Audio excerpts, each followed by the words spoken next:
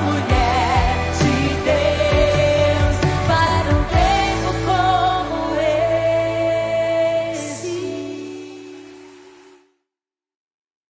Graça e paz de Jesus, estamos aqui em mais um Talk para Elas, onde você é sempre muito bem-vinda. Tocar no sobrenatural é o desejo de tantos, quando na verdade não é tudo. A gente sabe que o sobrenatural ele nos cerca a todo instante, mas existem pessoas que condicionam sua fé a uma visão, a tocar em algo, a ver um anjo, a ter um sonho muito profético. Tudo isso é possível de acontecer, tudo isso, quando acontece, edifica a nossa fé, mas nós não devemos nos mover em prol destas coisas simplesmente. Nós precisamos ter uma fé um pouco mais sólida. Nós precisamos compreender que muitas pessoas, se a gente lembrar, Faraó teve sonho, não é? Os reis da Babilônia sonharam e era um recado de Deus, mas eram pessoas que não tinham uma vida com Deus.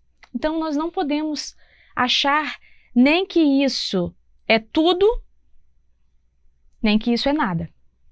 Nós precisamos nos entregar ao Senhor e viver uma vida simples e poderosa. Essas coisas, elas não são antagônicas. A Bíblia diz que Faraó sonhou, que os reis da Babilônia sonharam. A Bíblia diz que ali, quando Gideão estava naquele processo com Deus, os midianitas sonharam. Sim, Gideão fez um propósito com o Senhor. Mas ali era algo específico, um momento onde Gideão precisava daquela prova com Deus. Não é pecado, não é errado fazermos provas com o Senhor. Mas a gente não pode se pautar que a nossa fé, condicionar a maturidade da nossa fé em cima destas coisas. Talvez você ande se diminuindo porque você nunca viu nada. Talvez você se sinta abatida por nunca ter vivido uma experiência que uma amiga sua já tenha vivido, que um parente seu já tenha vivido. Pare com isso. Valorize a sua intimidade com Deus. Valorize o seu caminhar. Valorize a sua amizade com o Espírito Santo. Não se abata. Sabe, o mais importante é a gente saber como usar aquilo que a gente já tem. Porque quando Faraó sonhou e o copeiro lembrou de José na prisão, José sabia o que fazer com aquilo que Deus estava movendo. Então, não é porque alguém viu, não é porque alguém tocou, não é porque alguém sonhou que você vá se comparar. Não se compare. Deus tem algo específico com você. No livro de Atos, capítulo 19, vai nos contando a história de quando Paulo chegou em Éfeso. E ele perguntou para eles assim: por acaso vocês já receberam o batismo no Espírito Santo assim que vocês creram? Eles nem sabiam do que ele estava falando. E aí ele pergunta assim: mas que batismo vocês receberam? E eles respondem: apenas o batismo de João Batista. Então a Bíblia diz que Paulo impôs as mãos sobre eles e eles começaram a receber, coisas vindas do céu. Falaram em línguas, profetizaram, cada um segundo aquilo que o Espírito Santo queria fazer. Então eles foram cheios do Espírito Santo. E aí a Bíblia diz que depois daquilo Paulo começou a ensinar por meses de uma forma mais profunda para que eles tivessem um pouco mais de conhecimento, de tudo o que precisava. E então houve uma história lá de os filhos de um sacerdote lá que quiseram fazer uma libertação em nome de Jesus e em nome de Paulo, mas eles tinham uma vida completamente fora dos princípios da palavra de Deus.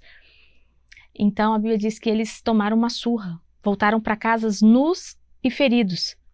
Então, a partir daquele momento onde os alunos ali, o povo que ouvia Paulo, que estava amadurecendo em fé, eles perceberam que era necessário ter uma vida íntegra, uma vida genuína com o Espírito Santo de Deus.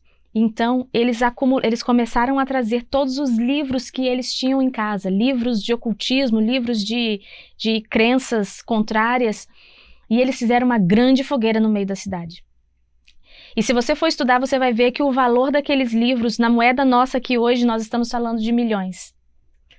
É de tão valorosos que era aquele conhecimento. Porém, era um conhecimento que não era necessário e que não agradava a Deus. E nós precisamos aprender a nos desvencilharmos daquilo que para o mundo é muito importante, mas que para Deus é um atraso para nós. E eles queimaram todos aqueles livros e cada um ia trazendo das suas casas, eles iam se desprendendo daquilo que parecia ser algo bom, mas que não era.